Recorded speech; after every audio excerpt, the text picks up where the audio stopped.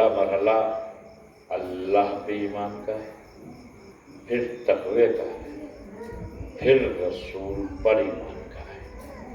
اس کا مطلب یہ ہوا کہ اللہ پر ایمان لانا آسان ہے، رسول پر ایمان لانا مشکل ہے۔ توجہ کر رہے ہیں آپ؟ دیکھیے میرے ساتھ ساتھ چلیے گا تاکہ نتیجے تک پہنچنے میں آسانی ہو۔ آیت کا آہنگ یہ بتا رہا ہے کہ اللہ پر ایمان آسان ہے، رسول پر ایمان مشکل ہے۔ سورہ بقرہ میں آیات ہے، میرے حبیب جب تم ان سے پوچھو گے کہ زمین و آسمان کو کس نے بنایا ہے تو بغیر تکلف کے کہیں گے کہ اللہ نے۔ اس کا مطلب اللہ کو تو مانتے تھے وہ، ٹھیک ہے نا؟ یہ الگ بات ہے کہ ایک نہ مانتے ہو، مگر اللہ کو مانتے تھے۔ تو اللہ پہ ایمان لے آنا، اسے مان لینا، یہ ذرا آسان سا کام ہے۔ رسول پر ایمان لانا یہ ذرا مشکل ہے، اس لیے کہ دیکھو اللہ کہے گا، منوانے نہیں آئے گا۔ اللہ کہے گا، یہاں ٹوکنے نہیں آئے گا۔ اللہ کہے گا، یہاں روکنے نہیں آئے گا۔ لیکن جو رسول ہوگا وہ سامنے سے روکے گا، سامنے سے ٹوکے گا۔ انہیں یہی چیز اچھی نہیں لگتی تھی کہ انہیں کوئی روکے یا ٹوکے۔ یہی وجہ تھی کہ ان کے سامنے جب دو چیزیں آئی تھیں تو انہوں نے یہ کہہ دیا تھا کہ حسبنا کتاب اللہ، ہمیں اللہ کی کتاب کافی ہے۔ مسئلہ رسول کا یہ تھا کہ آپ حیات طیبہ مرسل اعظم کو دیکھیں تو آپ صفحے تاریخ پہ نظر ڈالیں، لوگ نبی کو سینے سے لگاتے تھے، راہ میں پھول بچھاتے تھے، اپنی امانتیں نبی کے پاس رکھتے تھے۔ لیکن جیسے ہی نبی نے اعلان توحید کیا، یہ مسکرانے والے منہ بنانے لگے، پھول بچھانے والے کانٹے بچھانے لگے، اور یہ جو پھول برساتے تھے وہ پتھر مارنے لگے۔ کیوں؟ اس لیے کہ نبی ان کے مزاج، ان کے معاشرے اور ان کے سماج کے خلاف بول رہے تھے۔ یہاں ایک مسئلہ بڑا باریک سا ہے۔ اگر نبی ان سے یہ چاہتے کہ تم ایک ہمارا اللہ ہے اسے مان لو، تو آپ یقین کرو یہ بڑے سخی لوگ تھے، یہ تو 365 کو مانے بیٹھے تھے، یہ ایک نبی کا بھی مان سکتے تھے، کوئی مسئلہ نہیں تھا۔ مگر مشکل یہ آ پڑی کہ نبی نے ان سے یہ نہیں کہا کہ ہمارے کو مانو، ان سے یہ کہا جو تم نے خود بنا رکھے ہیں پہلے ان کا انکار کرو اور پھر جو حقیقی ہے اس کا اقرار کرو۔ بس یہی سے بگڑ گئے۔ ورنہ اگر نبی جنہیں انہوں نے بنایا تھا، ٹھیک ہے، اگر یہ انہیں مان لیتے، ان کے لیے کچھ نہ کہتے، تو یہ کبھی نبی سے اختلاف نہ کرتے۔ مگر نبی نے ان سے کہا تھا جنہیں تم نے بنایا ہے پہلے ان کا انکار کرو۔ بات بڑی لطیف سی آ گئی ہے، ذہن میں سن لیجیے، کبھی نکل جائے۔ دیکھو ساری کائنات کو اللہ نے بنایا ہے نہیں؟ بنایا ہے، ساری کائنات اللہ نے بنائی ہے۔ یہ بنانے کی صلاحیت ہم میں بھی نہیں؟ ہم بھی بنا سکتے ہیں، بناتے ہیں یا نہیں بناتے؟ ہم بناتے ہیں، مٹی کے برتن بناتے ہیں، پنکھا بناتے ہیں، کولر بناتے ہیں، اے سی بناتے ہیں، نہیں بناتے؟ روٹی پکاتے بناتے ہیں، چاول بناتے ہیں۔ تو یہ بنانے کی صلاحیت ہمارے یہاں بھی، صحیح؟ تو اس میں مسئلہ یہ ہے، بہت توجہ سنیے گا، اچھا تھوڑی لوگ رہیں، بعد میں پڑھ دوں جلدی سے۔ تو وہ بھی بناتا ہے، یہ بنانے کی صلاحیت ہم میں بھی ہے۔ ادھر مشکل یہ ہے کہ انسان کی کمزوری ہے کہ اسے اگر کوئی کچھ بناتا ہے تو یہ بن جاتا ہے، نہیں؟ بہت توجہ سے، مثلا جس سے دو مصرے موضوع کرنا نہ آتے ہوں، اگر آپ چاہو تو اسے شاعر اعظم بنا سکتے ہو۔ آپ اسے کہیے کتنا اچھا کہتے ہو آپ، کتنا عمدہ کہتے ہو آپ، کیسی روانی ہے آپ کے کلام میں، کیسی سلاست ہے آپ کے کلام میں، کیسی بلاغت ہے آپ کے کلام میں، کیسی ندرت ہے آپ کے کلام میں. آپ سے جیسا تو کوئی کہتا ہی نہیں ہے. دیکھو اگر 2-4 کے کہنے سے وہ نہ بنے تو 10-20 مل کے کہو بن جائے گا. 10-20 سے مل کے نہ بنے 150 مل کے کہو بن جائے گا. نہ بنے ساری بستی مل کے کہو بنے گا یا نہیں بنے گا. اسے بننا پڑے گا کیونکہ ہم بنا رہے ہیں. جس نے کبھی توضیح المسائل کھول کے نہ دیکھی ہو، اگر آپ چاہو تو اس سے علامہ بنا سکتے ہو. آپ کرے سبحان اللہ واہ واہ کیا نظر ہے آپ کی مسائل شریعت پر. آپ کی تو بہت نخیر نظر ہے، آپ تو خوب واقف ہیں. ٹھیک ہے، بنے گا یا نہیں بنے گا؟ بنے گا. کیوں بنے گا؟ اس لیے کہ ہم جو اسے بنا رہے ہیں. بنتے وقت انسان یہ نہیں سوچتا کہ جب میں اس کا اہل نہیں ہوں تو کیوں بن جاؤں. توجہ کر رہے ہیں؟ میں اس کا اہل نہیں ہوں تو میں کیوں بن جاؤں، میں اس لائق نہیں ہوں تو کیوں بن جاؤں. لیکن لوگ بنا رہے ہیں، یہ بن رہے ہیں. لوگوں نے بنایا بن گئے، بٹھایا بیٹھ گئے. پہنچ رہے ذہن آپ کے نہیں بھائی. لوگوں نے بنایا بن گئے، بٹھایا بیٹھ گئے. انہیں شرم تک نہ آئی، انہیں یہ حیا نہ آئی کہ ہم ان کے بنانے سے کیوں بن جائیں اور ان کے بٹھانے سے کیوں بیٹھ جائیں. اتنی یعنی بغیرتی کی انتہا ہے کہ انہوں نے بنایا اور بن گئے، بٹھایا اور بیٹھ گئے.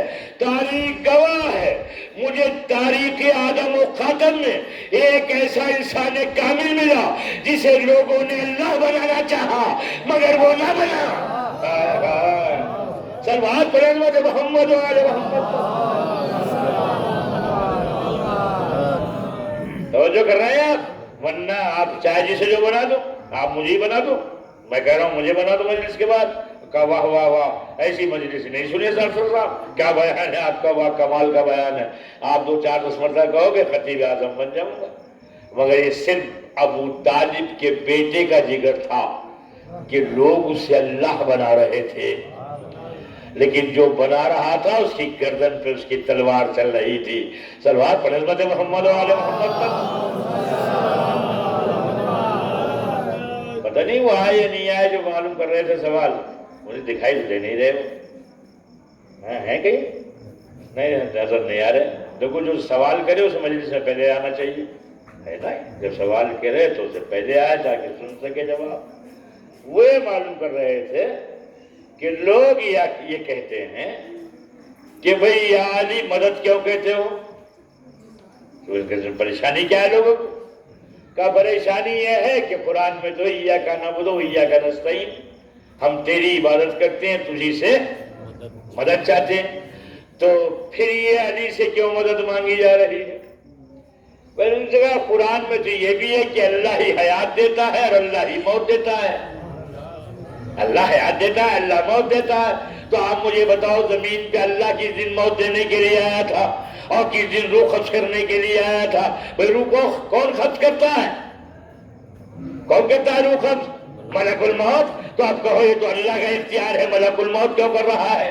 ارے عقل کے ناخن لو. اللہ نے اسے معین کیا ہے اس کام کے اوپر. آج جو اس طرح ملک الموت کو معین کیا ہے روح کے قبض کرنے کے اوپر، علی کو معین کیا ہے مدد کرنے کے اوپر. جو کر رہے نہیں. اب میں ایک حدیث سناتا ہوں جو فرمانے علی ہے. آپ فرماتے ہیں کیا نا حجت اللہ علی خلقہ علی اہل سماواتہ وارضہ ما فی السماء ملک یخطو قدما عن قدم الا باذنہ. میں حجت خدا ہوں مخلوق خدا پر، زمین والوں پر بھی آسمان والوں پر بھی. ما فی السماء ملک، ایک بھی فرشتہ ایسا نہیں ہے کہ یخطو قدما عن قدم الا باذنہ، جو میری بغیر اجازت کے قدم سے قدم بھی بدل سکے. ایک فرشتہ ایسا نہیں ہے جو میری بغیر اجازت کے قدم بدل سکے. اور فیہ قابل مقنون. اس کے بعد بھی یہ باطل پرست لوگ میرے فضائل میں شک کرتے ہیں. میں تھوڑی تشریح کرتا ہوں، آپ سن لیجئے. کیا کہا؟ ایک بھی ملک ایسا نہیں ہے جو قدم بدل سکے میری بغیر اجازت کے۔ آپ یہ بتاؤ کہ یہ بادل خود آتے ہیں یا ان کے لانے پہ کوئی معین ہے؟ بادل خود ہی چلتے ہیں، ان کے چلانے پہ ملائکہ معین ہے۔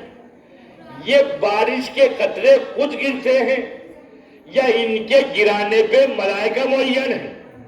یہ خود نہیں گرتے ہیں، ان کے برسانے پہ ملائکہ معین ہے۔ اس بات کے اوپر کون بادل کہاں برسے گا اس پر ملائکہ معین ہے۔ کتنے قطرے زمین پہ کہاں گریں گے اس کے حساب کتاب پر ملائکہ معین ہے۔ ہم جو اعمال انجام دیتے ہیں انہیں لکھنے کے لیے پتہ ہے نا جو فرشتے بیٹھے رہتے ہیں ان کے لکھنے پہ ملائکہ معین ہیں۔ یہ ہوائیں خود چلتی ہیں یا ان کے چلانے پہ ملائکہ معین ہیں؟ یہ درخت خود اگتے ہیں یا دانے کو شجر بنانے پہ ملائکہ معین ہیں؟ یہ پھل خود آ جاتے ہیں یا پھلوں کے لانے پر ملائکہ معین ہیں؟ یہ رنگوں کو خود عطا ہو جاتے ہیں یا اس کے اوپر ملائکہ معین ہے؟ یہ پھلوں میں ذائقے خود بخود پیدا ہوتے ہیں، یہ ذائقہ عطا کرنے پہ ملائکہ معین ہے۔ جتنا بھی کاروبار حیات ہے، جتنا بھی کائنات کا نظام ہے، سب پہ ملائکہ معین ہے۔ علی کہتے ہیں ما فی السماء ملکن یخطو قدما عن قدم، ایک بھی فرشتہ ایسا نہیں جو میری بغیر اجازت کے قدم ادھر سے ادھر اچھائے۔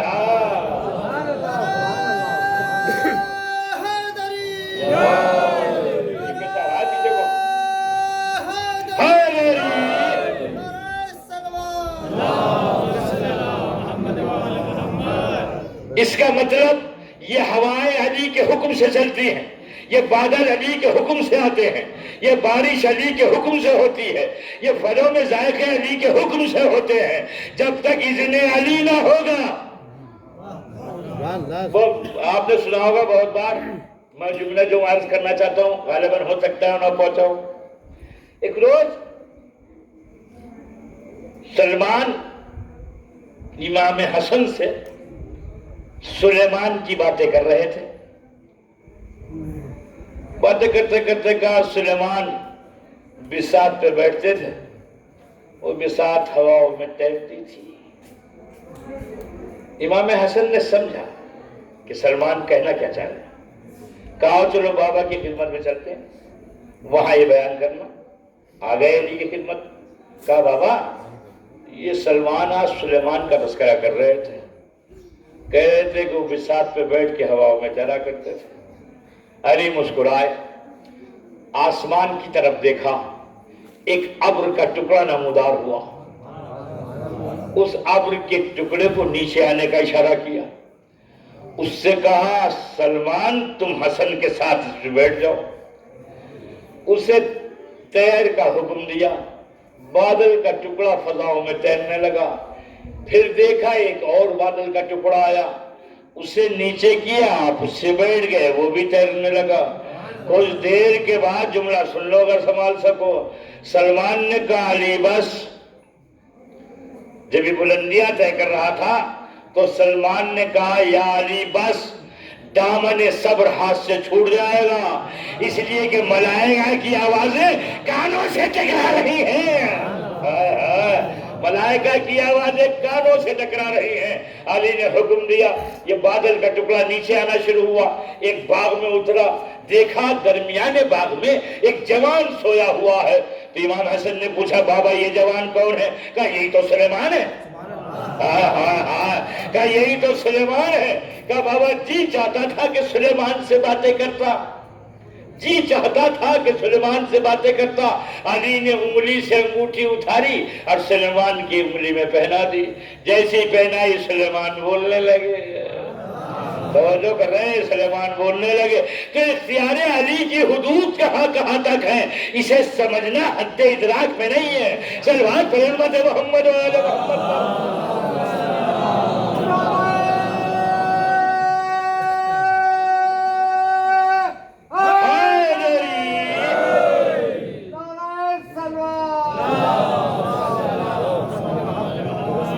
نہیں وہ آئے نہیں ہے، بغیر دیکھو علی کے تو اسلام میں کچھ ہے ہی نہیں۔ جب یہ رسول، کیوں ماننا مشکل ہے رسول کو؟ رسول کو ماننا مشکل اس لیے ہے کہ رسول کسی کے لیے کچھ کہیں اور آپ کا جینا چاہے ماننے کو، یہیں سے تو بات بگڑی ہے۔ رسول کہہ رہے تھے اس کا ذکر عبادت ہے، رسول کہہ رہے تھے اس کا چہرے کو دیکھنا عبادت ہے، رسول کہہ رہے تھے اس کی محبت ایمان ہے، رسول کہہ رہے تھے اس کا بغض نفاق ہے، رسول کہہ رہے تھے مثل کعبہ ہے، رسول کہہ رہے تھے مثل کعبہ ہے نا، یہ مثل کعبہ ہے، مثل کعبہ ہے، دیکھو لفظ چھوٹا سا ہے معنی بہت ہے، کہ علی کی مثال کعبے جیسی ہے، تو کعبہ کسی کے پاس نہیں جاتا ہے، کعبہ کسی کے پاس نہیں جاتا، جسے ضرورت ہو کعبے کے پاس جائیں، تو علی کسی کے پاس کیوں جائیں گے؟ جسے طلب ہو کہ اس کی زندگی خیر پہ بسر ہو تو وہ علی کے پاس آئے۔ صلوات پڑھیں محمد و آل محمد پر۔ اب میں ایک واقعہ سناتا ہوں تو اس سے متوحش نہیں ہو جانا کہ بار بار کا سنا ہے، نہیں سنا ہوگا مگر پھر سنیں یہ کیف آئے گا جیسے میں سناؤں گا، بغیر علی کے تو اسلام میں کچھ ہے ہی نہیں، یا ہے؟ یہ تبلیغ کا سلسلہ مدینے کی گلیوں سے باہر جا رہا تھا، مرسل اعظم کے خطوط جا رہے تھے، اسی سلسلے کی کڑی تھی وہ نجران میں جو پیغام پہنچا تھا۔ جب نجران میں پیغام پہنچا تو وہاں 70 عالم جمع ہوئے۔ آج سزا پڑھوں گا یہاں سے، آپ بیدار ہیں، جاگ رہے ہیں؟ ہاں ابھی تو نیند کا وقت بھی نہیں ہے، ٹھیک ہے نا؟ 70 عالم جمع ہوئے، جانے کے لیے کہاں؟ مدینہ۔ کیوں؟ کہ یہ جس نے دعوی رسالت کیا ہے یہ اپنے دعوے میں سچا ہے بھی یا نہیں، خالی یہ پرکھنے کے لیے۔ تو میں نے سوچا جس کے ایک قول کو سمجھنے کے لیے عالم ہونا ضروری ہے تو اس کی جگہ پہ آنے کے لیے، اس کی جگہ پہ آنے کے لیے کیا عالم ہونا شرط نہ ہوگا؟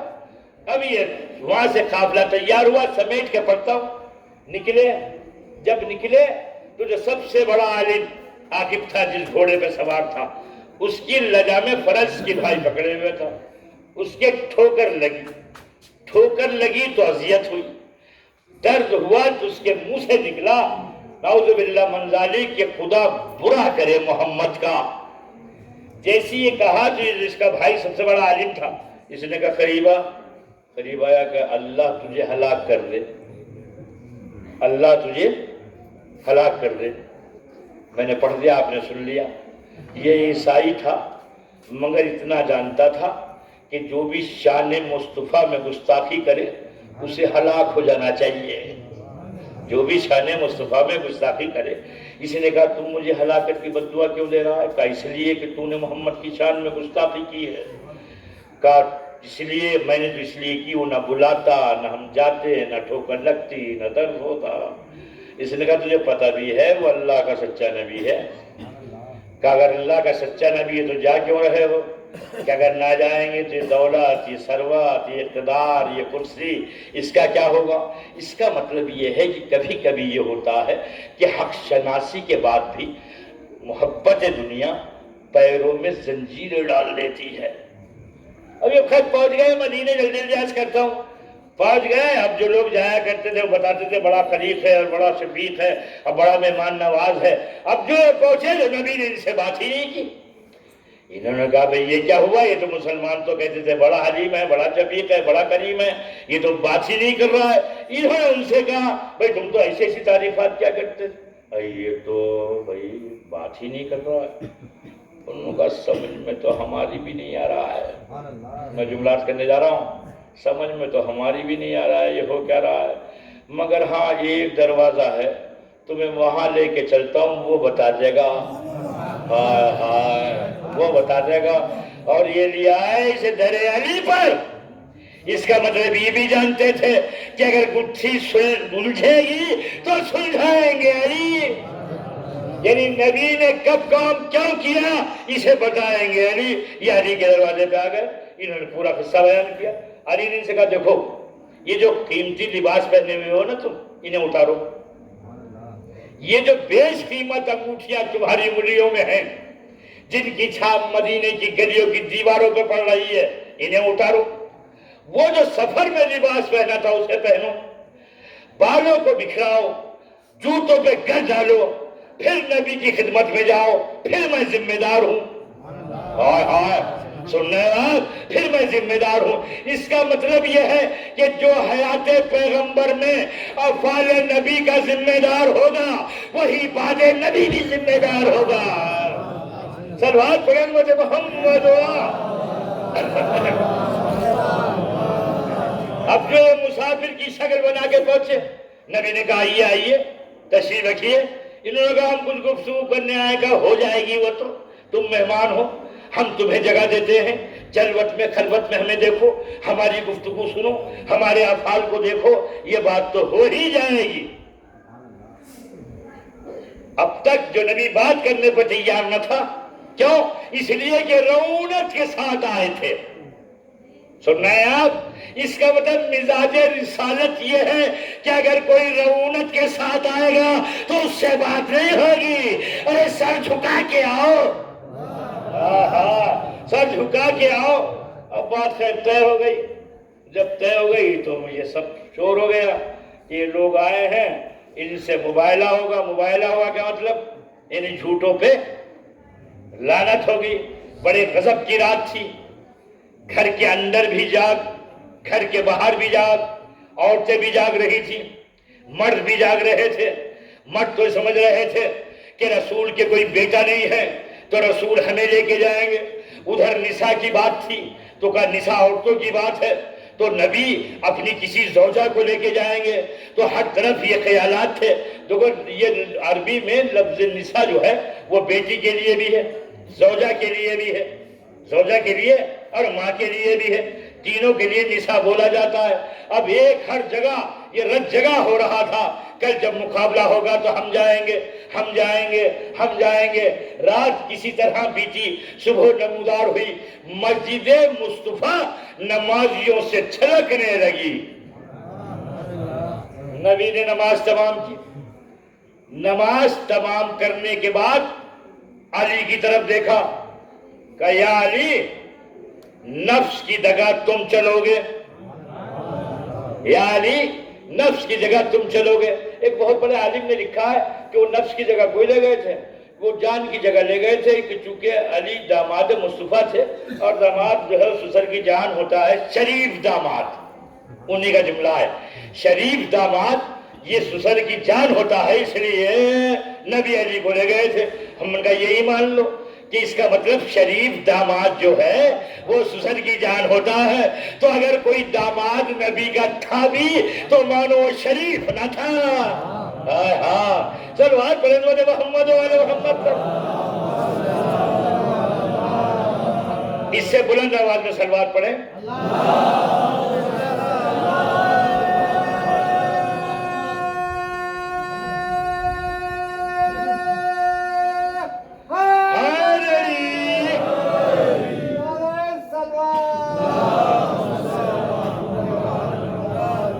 اب نبی بیت الشرف سے مسجد نبوی سے نکلے، بیت الشرف میں پہنچے تو نساء، میں نے عرض کیا نا نساء کے معنی بیٹی بھی نساء، زوجہ بھی نساء، ماں بھی نساء۔ جا کے زہرا سے کہا بیٹی نساء کی جگہ تم چلو، تاکہ ساتھ چلنے والوں میں کسی کی بیٹی، کسی کی زوجہ اور کسی کی ماں، ساتھ چلنے والوں میں کسی کی بیٹی، کسی کی زوجہ اور کسی کی ماں۔ اب نبی بیت الشرف سے اس انداز میں نکلے کہ نبی آگے آگے تھے، حسن کی انگلی پکڑے ہوئے تھے، حسین کو آغوش میں لیے تھے، پشت پہ سیدہ تھی، سیدہ کی پشت پہ علی مرتضیٰ تھے۔ مسجد میں اصحاب کی بھیڑ لگی ہوئی تھی۔ اب جو مختصر سے قافلے کو نکلتے ہوئے دیکھا، کہا یہ کیا ہوا، ہم سے تو کچھ کہہ ہی نہیں رہے ہیں کہ چلو یا نہ چلو۔ تو کچھ شاگرد منہ چڑھے ہوتے ہیں، استاد کے منہ لگے ہوتے ہیں۔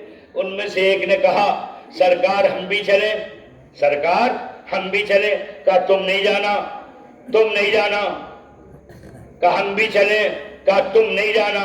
کہا کیوں نہیں جانا؟ نبی نے کہا اس لیے کہ وہاں جھوٹوں پہ لعنت ہوگی۔ ہائے ہائے ہائے، اے صلوات پڑھیں محمد وعلی محمد پر۔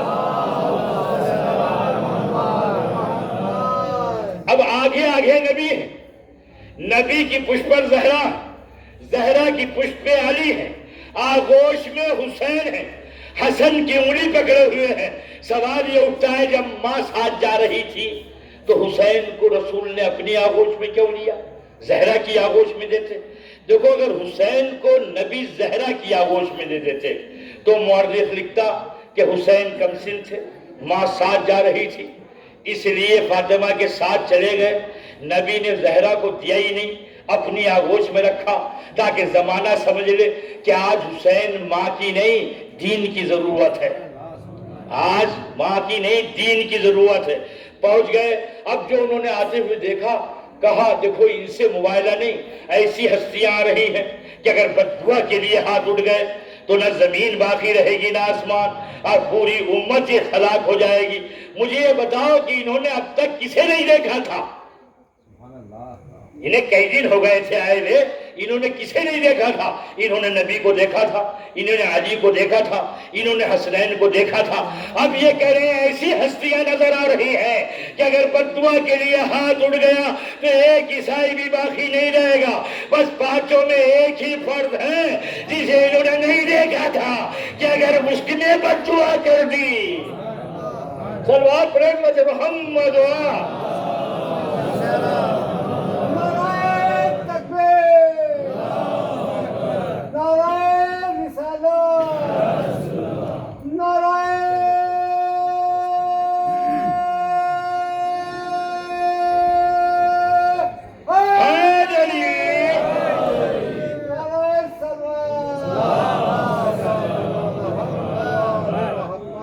اچھا، اس مرحلے میں علی سب سے پیچھے تھے، جو ہر مارکے میں سب سے آگے رہتے تھے، آج وہ سب سے پیچھے تھا۔ تو جب ہر جگہ نبی آگے رکھتے تھے تو آج پیچھے کیوں رکھا؟ عزیزوں، اگر علی آگے ہوتے تو یہ نجران سے آنے والے کہہ دیتے کہ اگر ہم جزیہ نہ دیتے تو کیا کرتے؟ اس لیے کہ تلوار کا دھنی اشجع الناس، عرب کا سورما، ابو طالب کا بیٹا سینہ تانے آگے آ رہا تھا۔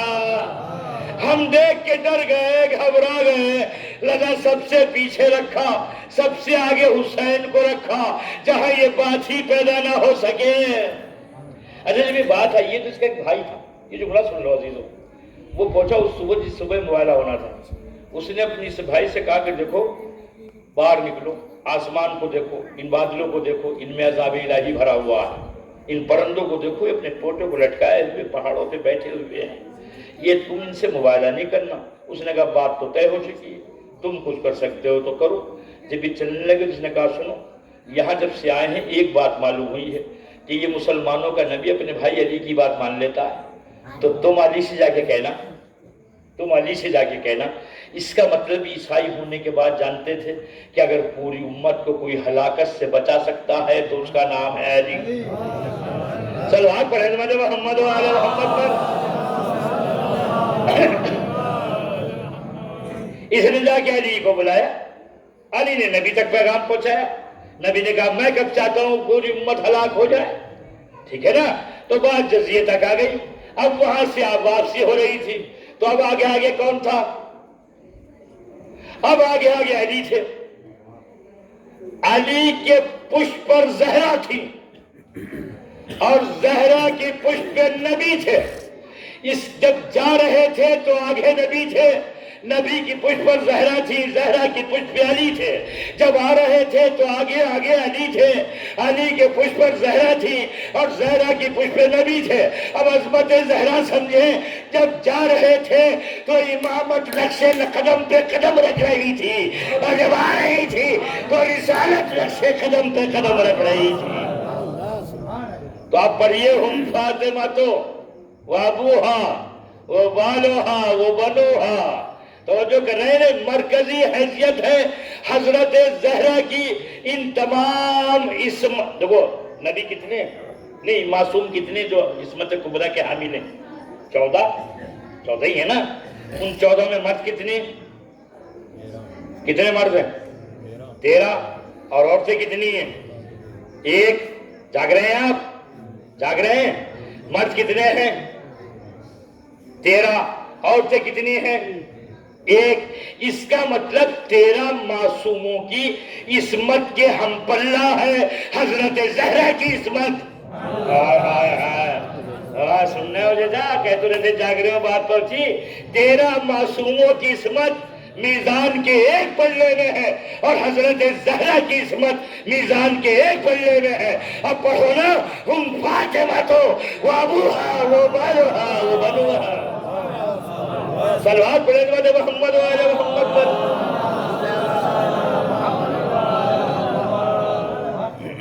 دو چار باتیں اور پڑھ دو. آپ تھکے تو نہیں ہیں؟ نہیں تھکے میں تو قریب آگے پڑھتا ہوں. عجب ذات ہے حضرت زہرا کی, عجب شان ہے حضرت زہرا کی. مبالہ اگر فتح ہوا ہے تو حضرت زہرا کی بدولت. ٹھیک ہے نا. اب یہ وقت وہ آیا تھا جب حضرت زہرا کے رشتے آ رہے تھے. ٹھیک ہے نا. تو نبی کسی کے رشتے کو قبول نہیں کرتے تھے. کسی نے علی سے کہا یا علی تم بھی جاؤ, علی بھی آ گئے. آنے کے بعد عرض مدعا کیا. نبی نے کہا میں زہرا سے معلوم کر کے بتاتا ہوں. نبی گئے, کہا علی کا رشتہ آیا ہے. جو صفات علی تھے وہ بیان کیے. کس نے؟ نبی نے. کس سے؟ اپنی بیٹی سے. یہاں سے ایک سیرت دی پیغمبر نے کہ جب بیٹی کا رشتہ آئے تو اس کی مرضی کا حصول ضروری ہے. ہائے ہائے سن رہے ہیں آپ, اس کی مرضی کا حصول ضروری ہے. اجازت ملی ہے. نبی نے اعلان کیا ہے. لوگوں کے چہرے اترے.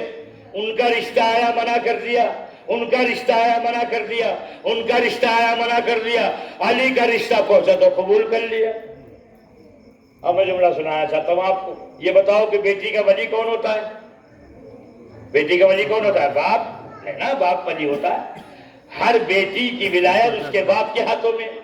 جب نبی تک یہ باتیں پہنچی کہ لوگ جو ہے اعتراض کر رہے ہیں تو نبی نے کہا دیکھو زہرا کے تعلق سے میری کوئی دخالت نہیں ہے. زہرا جانے اور اس کا ولی جانے.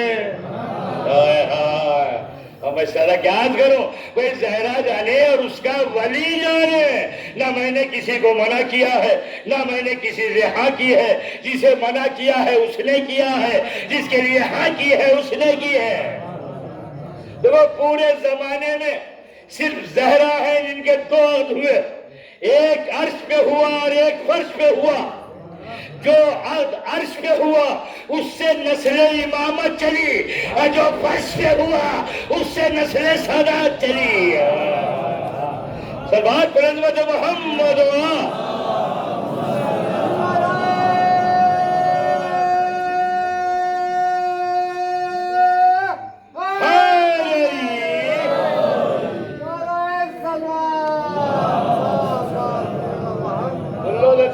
بات یہاں تک آ گئی ہے, پتہ نہیں اگلی تحقیق میں موقع ملے پڑھنے کا ہے نہیں. اب بات آئی عقد کی تو نبی نے علی سے پوچھا یا علی میری بیٹی کا مہر کیا ہوگا؟ علی نے کہا آپ کو تو معلوم ہی, میرے پاس ایک تو تلوار ہے, ایک گھوڑا ہے, صحیح ہے نا, ایک زرہ ہے. نبی نے کہا زرہ بیچ دو. ہائے ہائے, زرہ بیچ دو. زرہ کس لیے ہوتی ہے؟ سامنے سے ہنوار ہو تو. میں نبی سے کہا سرکار علی کے پاس ایک ہی زرہ تھی, وہی آپ نے بکوا دی. نبی نے کہا خاموش رہو, زمانے میں ایسا کوئی پیدا نہیں ہوا جو علی کو سامنے سے وار کر سکے. صلوات پڑھیں محمد وعلی محمد پر. اچھا یہ زرہ بیچ کیوں دو؟ کیوں بیچ دو؟ پتہ نہیں آپ کا کیا ماحول ہوگا, مگر ہوا فضا تو سب جگہ ایک سی ہوتی ہے. ذرا پڑھتا ہوں. کیوں بیچ دو؟ تاکہ مہر ادا کیے جا سکے. اس کا مطلب ادائیگی مہر کوئی اتنی اہم بات ہے کہ جس کی خاطر اگر سامان بیچ کے بھی ادائیگی ہو تو کرو. مگر پتہ نہیں ہمارے معاشرے میں کہاں سے یہ بات آ گئی کہ جہیز تو سارا نقد ہوگا اور مہر ادھار ہوں گے. جہیز نقد ہوگا اور مہر ادھار ہوں گے. بس آخری فکرے سن لیجیے, میں نے سماپت کرتا ہوں. تاریخ طے ہو گئی, یک ہو گیا. اب 1-2 دن بعد یا 2-3 دن بعد, یہ صحیح میرے علم میں نہیں ہے. علی بیت الشرف سے باہر نکلے, ایک منافق سے ملاقات ہو گئی. اس نے کہا یا علی تم نے کیسے گھر میں شادی کر لی جہاں صبح کو شام نہیں ہوتی، یعنی جہاں کھانے کے لیے میری بیٹی سے شادی کرتے تو علی نے پوچھا پھر کیا ہوتا؟ کہ اپنے گھر سے لے کر اور آپ کے گھر تک جہیز بردار اونٹوں کی قطار لگا دیتا۔ تو اس کا مطلب یہ ہوا کہ جہیز کا لالچ دینا یہ منافقوں کی سیرت ہے، مومنوں کی نہیں۔ علی نے اس سے کہا اپنی نظروں کو اوپر اٹھا۔ اب نظریں اوپر اٹھا کے دیکھا تو ابتدائے نظر سے انتہائی نظر تک اونٹوں کی قطار تھی، سب پہ جوارات تھے، ہر ایک پہ کھور بیٹھی ہوئی تھی جو اعلان کر رہی تھی یہ سب فاطمہ بنت محمد کا جہیز ہے، یہ سب فاطمہ بنت محمد کا جہیز۔ جملہ سنبھال لیجیے گا۔ اس واقعے کے بعد جو علی گھر پہنچے تو پہنچتی زہرا نے کہا یا علی جو دیکھ کر آئے ہو تم بیان کرو گے یا میں بیان کروں؟ سلوات پر عظمت محمد و آل محمد پر۔ تو بات خالی یا علی مدد کی نہیں ہے، سارے کا سارا دین ان کی مدد کی بدولت ہے۔ ان کی مدد نہ ہوتی تو دین کا کوئی تصور نہ ہوتا، اگر ہوتا بھی تو ایسا کہ جہاں صبح کی دو کی چار پڑھائی جائے۔ سن لو اور چاہے جیسے سن لینا، میں پڑھ رہا ہوں۔ دیکھو کربلا سے پہلے، کربلا سے پہلے سننے پیچھے والو، کربلا سے پہلے 2 کی 4 پڑھائی گئی ہے نہیں؟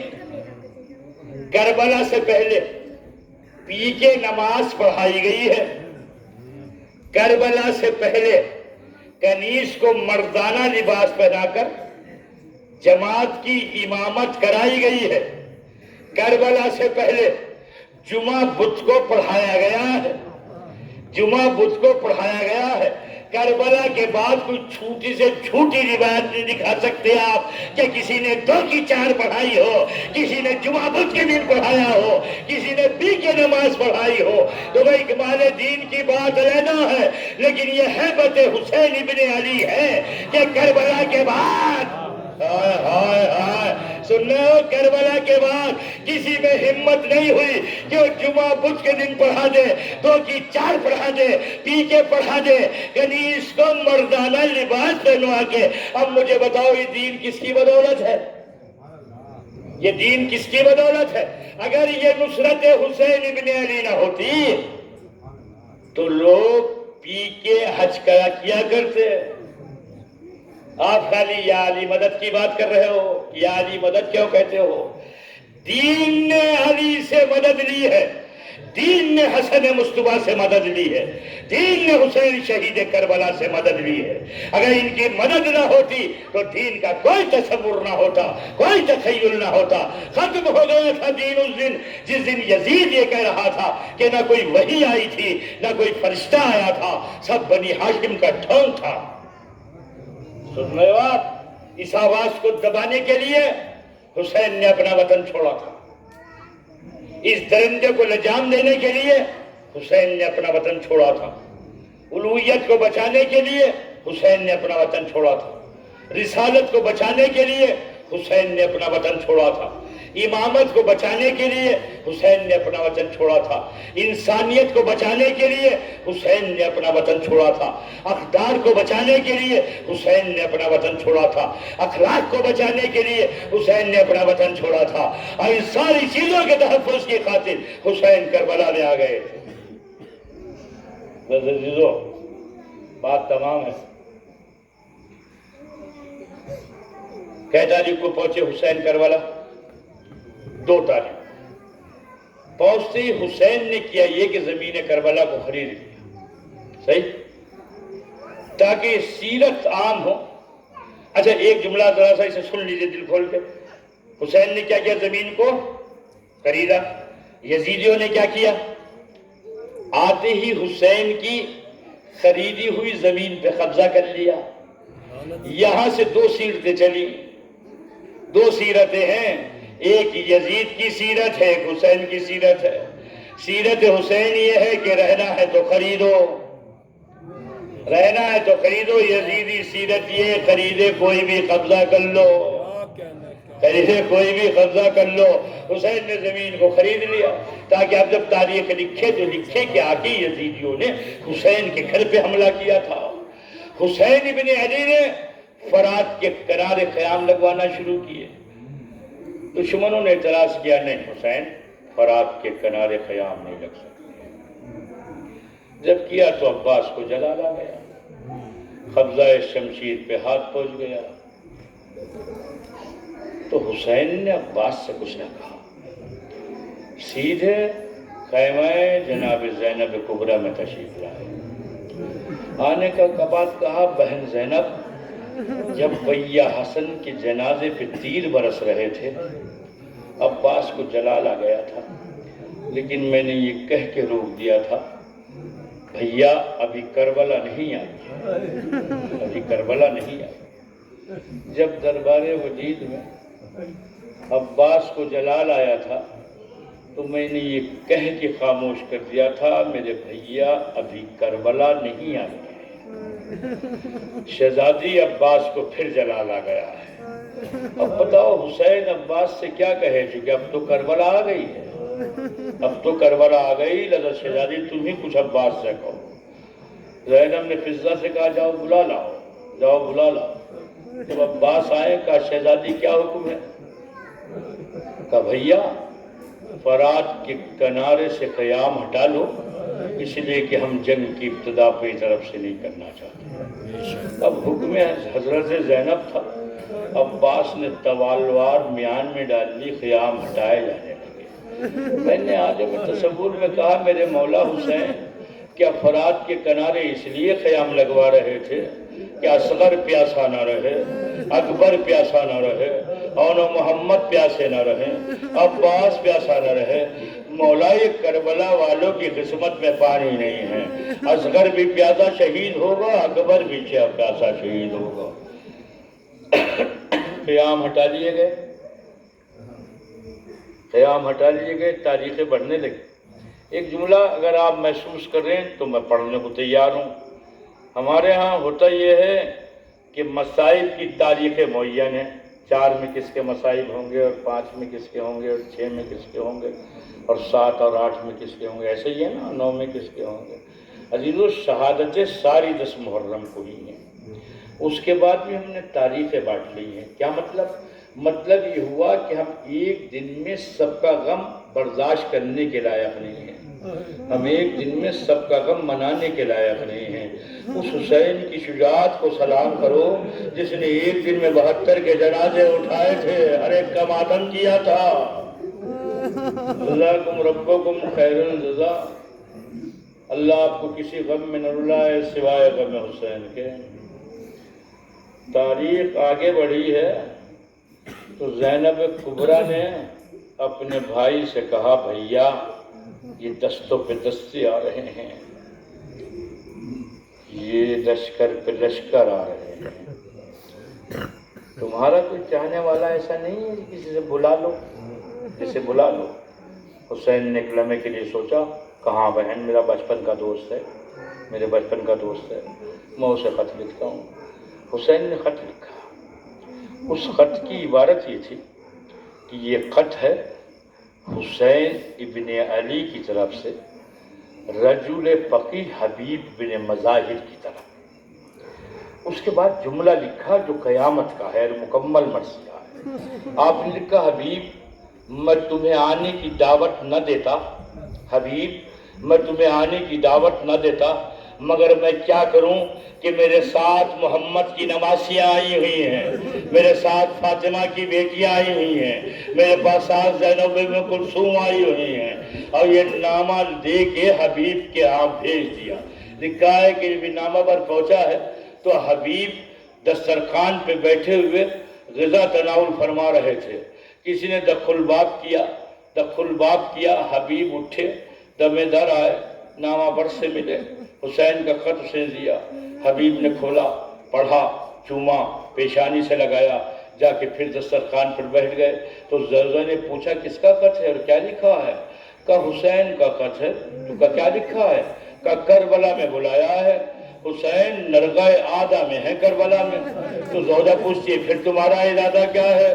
کہا میرا ارادہ کیا ہوتا، یہ دو شہنشاہوں کی جنگ ہے.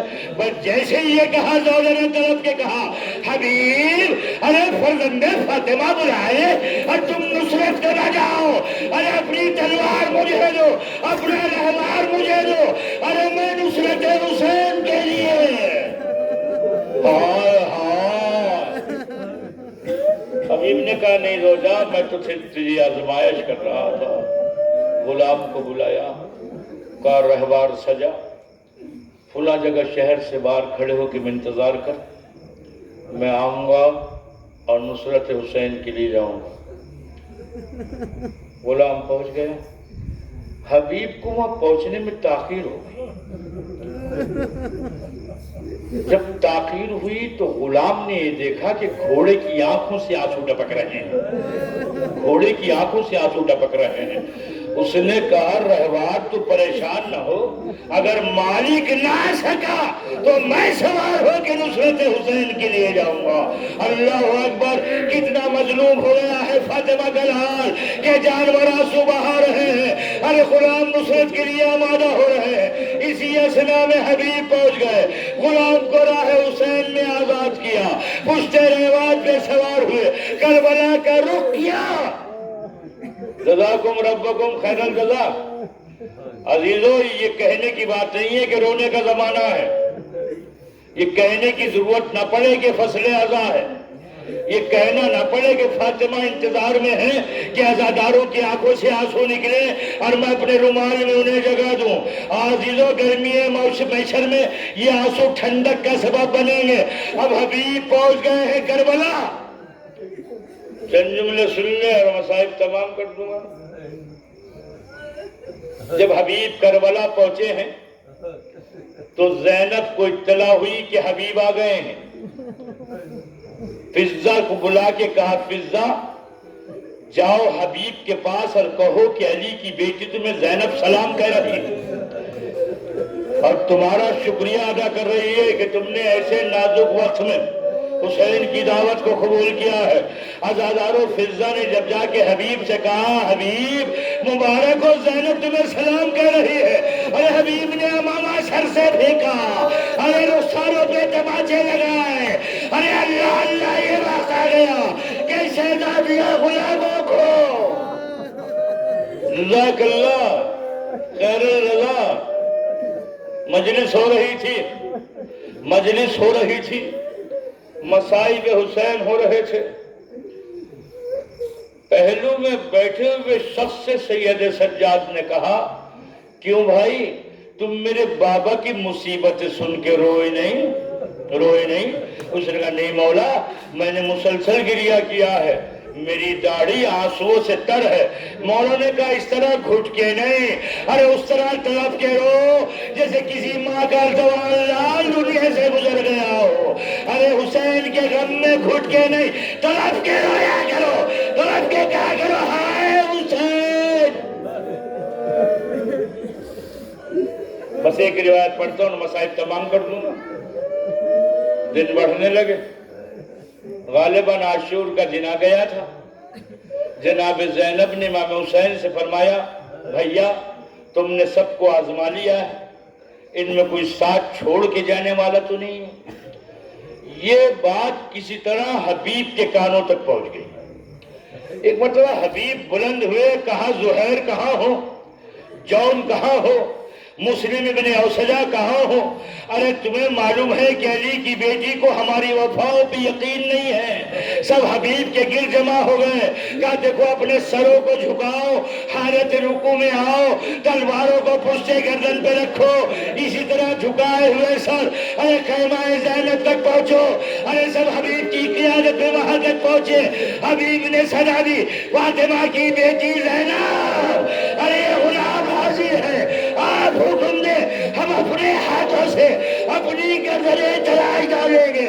عزیزوں جب زینب نے دیکھا ہوگا دل کو کتنا سکون ہوا ہوگا، جب تک میرا حبیب زندہ ہے، جب تک میرا زہیر زندہ ہے، تب تک حسین پہ آنچ آنے والی نہیں۔ مگر ہاں یہ کیا معلوم تھا، ایک وقت آئے گا نہ حبیب ہوں گے، نہ جون ہوں گے، نہ زہیر ہوں گے، نہ مسلم ہوں گے، نہ فرزند فاطمہ، بدن زخموں سے چور چور۔ حل من ناصر ینصرنا کی صدا، حل من مغیث یغیثنا کی صدا۔ نہ کوئی ناصر ہوگا، نہ کوئی مددگار ہوگا، فاطمہ کا لال ہوگا، تپتا ہوا صحرا ہوگا، 3 دن کی پیاس ہوگی، حل من ناصر کی صدا ہوگی۔ سیعلم الذین ظلموا ای منقلب ینقلبون۔ لعن اللہ امة قتلتک، ولعن اللہ امة ظلمتک، ولعن اللہ امة سمعت بذلک فرضت بہ۔ یا مولانا ان كنا معكم فنفوز معك ماتم حسین۔